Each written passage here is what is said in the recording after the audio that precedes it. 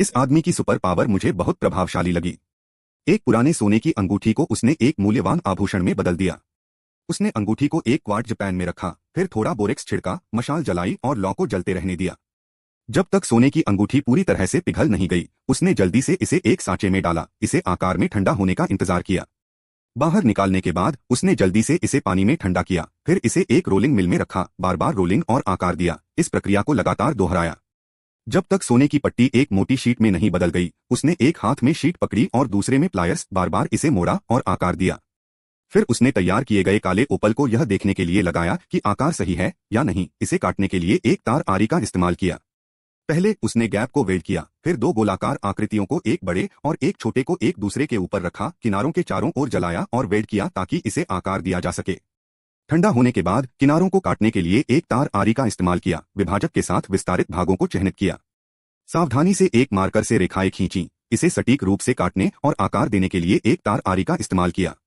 इस बिंदु पर क्या आप अनुमान लगा सकते हैं कि वह क्या बना रहा है? आप टिप्पणी छोड़ सकते हैं कि क्या आपका अनुमान सही है।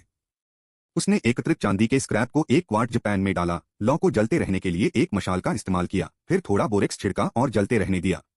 जब तक चांदी पूरी तरह से पिघल नहीं गई, उसने इसे एक सांचे में डाला ताकि यह एक चांदी का ब्लॉक बन जाए। इसे बाहर निकाला और जल्दी से पानी में ठंडा किया, फिर इसे एक रोलिंग मिल में रखा और बार बार रोल और संसाधित किया। इसे एक शीट में दबाया, इसे बाहर निकाला और सतह पर गोंद लगाया। फिर एक पहले से खींचा गया डिजाइन चिपकाया और दबाया। डिजाइन के किनारों के साथ सटीक रूप से काटने के लिए एक तार आरी का इस्तेमाल किया। वांछित चांदी की शीट का आकार ढूंढा।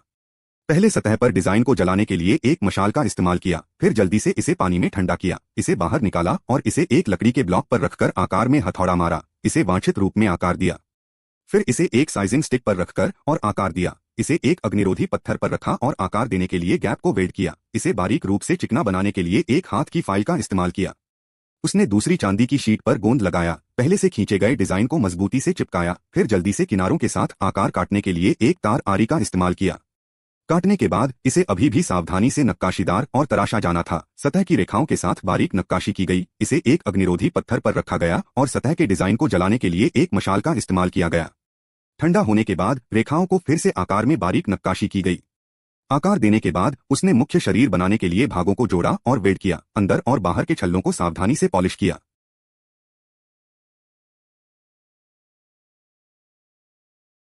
अंत में दोनों तरफ रेखाएं और पैटर्न नक्काशी किए। एक कॉटन स्वैप का उपयोग करके किनारों को सिल्वर ऑक्साइड लिक्विड से ब्रश किया। अंतिम पॉलिशिंग के लिए इसे एक ऊनी बफिंग व्हील पर रखा, ऊपर काले ओवल को ठीक किया और इस प्रकार एक खूबसूरती से तैयार मूल्यवान अंगूठी पूरी हुई।